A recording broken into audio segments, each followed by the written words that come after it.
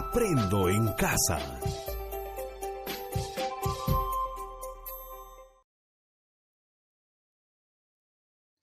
Hola, hola, ¿cómo están, queridos estudiantes? Esperando que se encuentren bien en casita, en compañía de sus queridas familias. Hoy seguimos aprendiendo. Área que vamos a trabajar, personal social, nuestra actividad a desarrollar. Reconocemos los vínculos históricos de la independencia.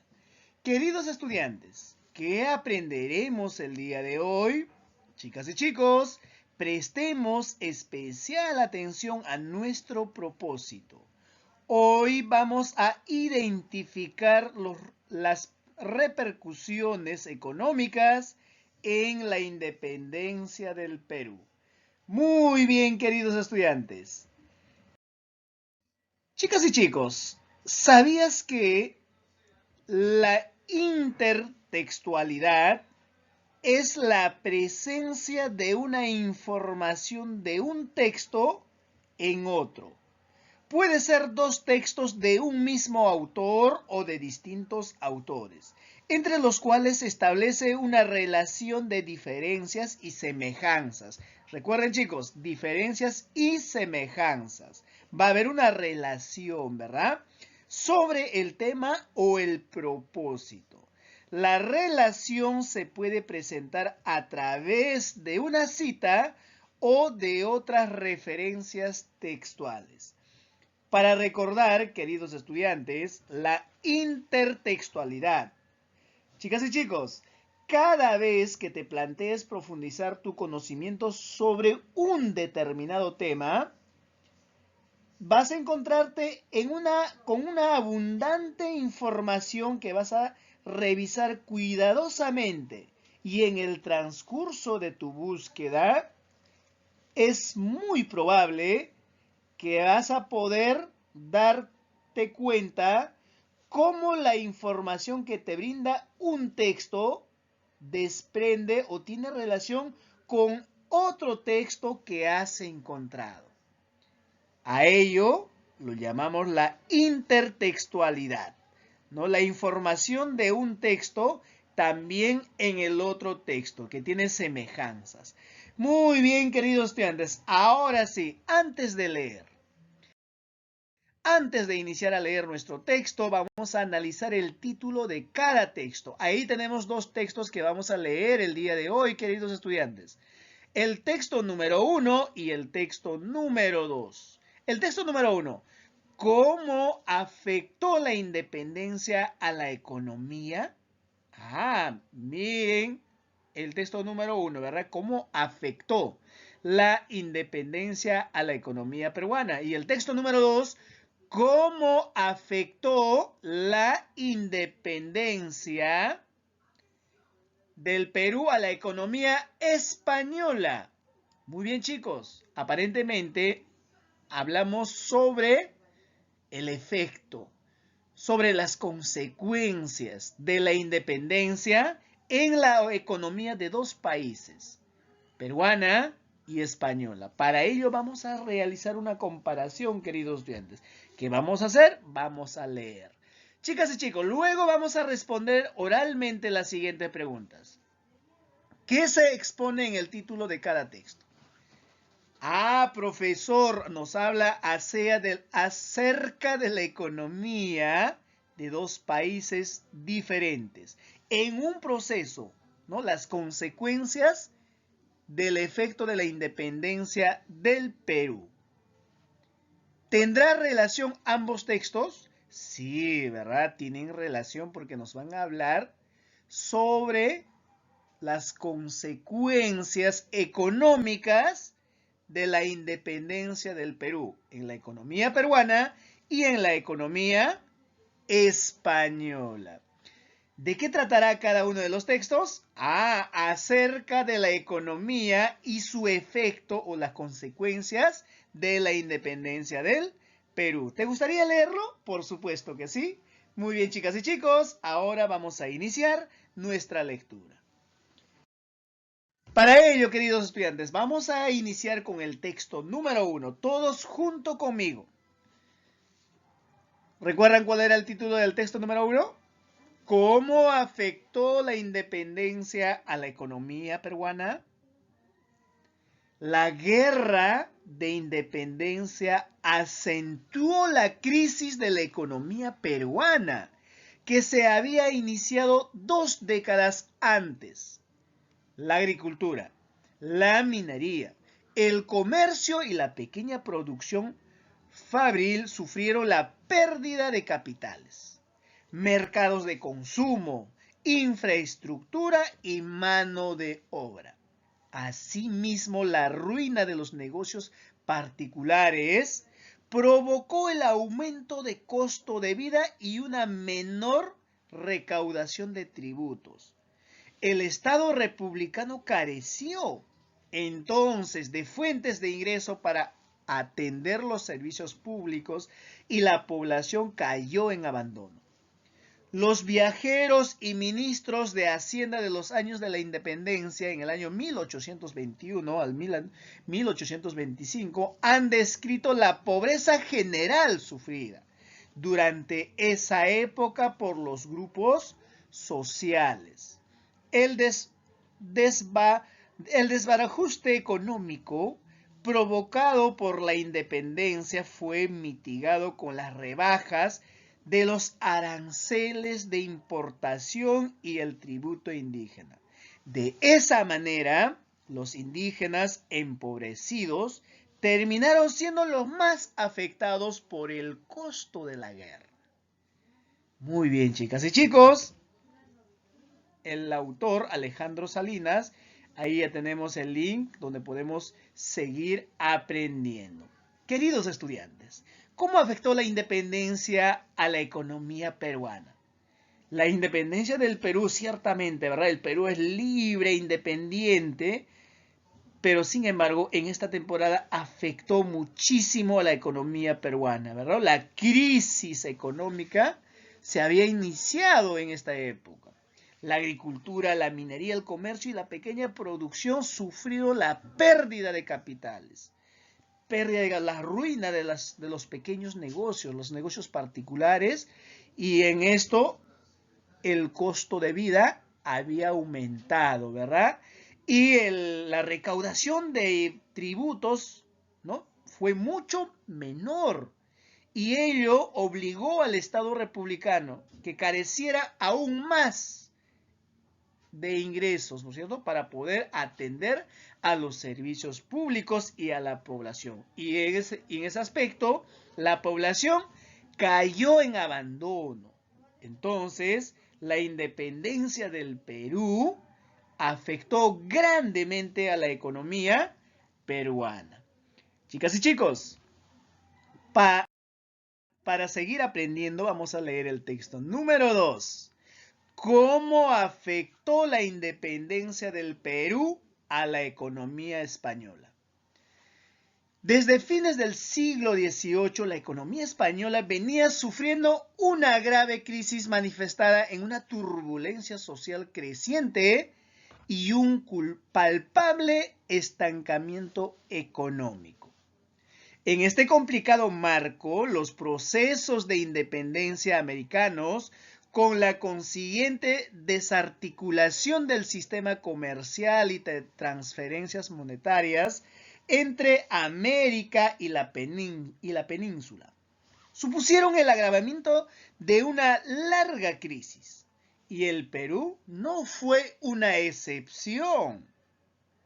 Si bien es verdad que en el año 1821 los lazos económicos estaban sumamente debilitados, ya no existía porque los realistas eran debilitados y sacados del país, ¿verdad? La independencia del virreinato significó un duro golpe al débil tejido comercial y manufacturero metropolitano. Además, privó a la Real Hacienda de unos ingresos que, aunque modestos y en los últimos tiempos erráticos, no dejaban de ser importantes para un Estado al borde de la bancarrota.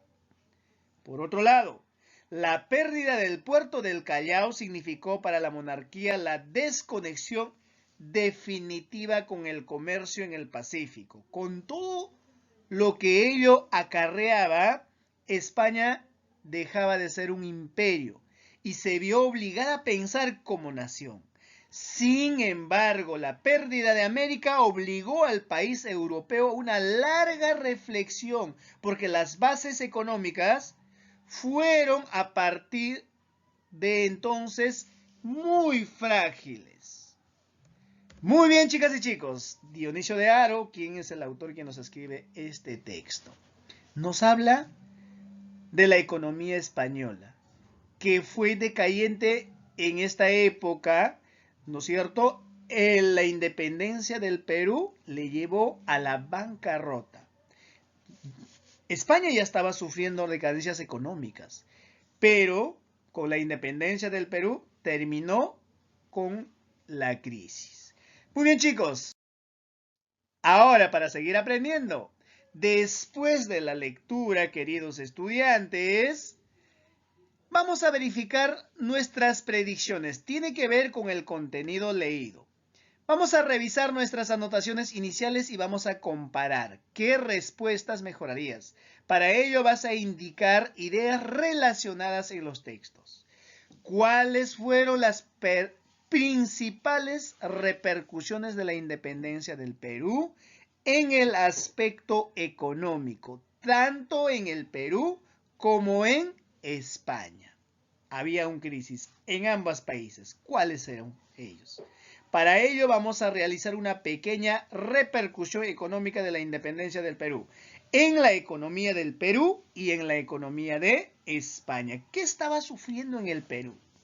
¿Las decadencias de qué? De las pequeñas empresas, de las públicas, de las pequeñitas, donde la población cayó, ¿verdad? Y en la economía de España, que ya se encontraba deteriorado, pero con la independencia del Perú terminó en la bancarrota. Muy bien, chicos. Ahora vamos a responder las siguientes preguntas. ¿Por qué la independencia del Perú impactó en la economía de España? Recuerden, ¿verdad? La economía de España se encontraba en la bancarrota. Pero al cerrar el puerto Callao, España ya no tenía ingreso de la comercialización en América. Con esto se daba el final de España en América. ¿Por qué en el Perú se desatendieron los servicios públicos y se abandonó a la población? Recuerden, queridos estudiantes, que el abastecimiento terminó nulo, ¿verdad? A lo cual a los tributos, ya no habían tributos, porque los pequeños y los medianos empresas habían terminado en la ruina. Esto desató, ¿no es cierto?, que ya no haya ingresos públicos. Por ello, los servicios públicos fueron cerrados y la población abandonado. El desbarajuste económico provocado por la independencia fue mitigado con las rebajas de los aranceles de importación y el tributo indígena. Según el texto, queridos estudiantes, ¿qué significa mitigar? Desbarajar, ¿verdad? Estar ya en una caída. ¿Por qué se afirma en el texto que los indígenas empobrecidos fueron los más afectados por la guerra de la independencia? Justamente por ello, queridos estudiantes, ¿verdad? Porque los servicios públicos se abandonó, ¿no? El Perú, el Estado abandonó con los servicios públicos, ya no había. Entonces, empobrecieron las personas fueron los que más acarrearon este problema. Muy bien, chicas y chicos, para seguir aprendiendo vamos a reflexionar y opinar. Un Estado que cuenta con recursos económicos debe atender los servicios públicos y las necesidades básicas de la población. Sin embargo, no siempre se cumple esta condición. ¿Por qué crees que se presentan estas situaciones? Chicas y chicos, como en este ejemplo, ¿verdad? Como en el texto número 1 que hemos leído, con la independencia del Perú, todo el comercio se había caído. Las pequeñas empresas se fueron a la bancarrota. Ya no había tributos para el Estado. Si el Estado no recibe tributos, ¿cómo cumple con los servicios básicos? Entonces vamos a tener decadencias en los servicios públicos que el Estado provenga, ¿verdad? Muy bien, queridos estudiantes. Ahora vamos a realizar en la salud, en la educación y en la seguridad. Para ello vamos a completar los 3 cuadros. Y para seguir aprendiendo, queridos estudiantes, ¿y tú, cómo te imaginas un país ideal?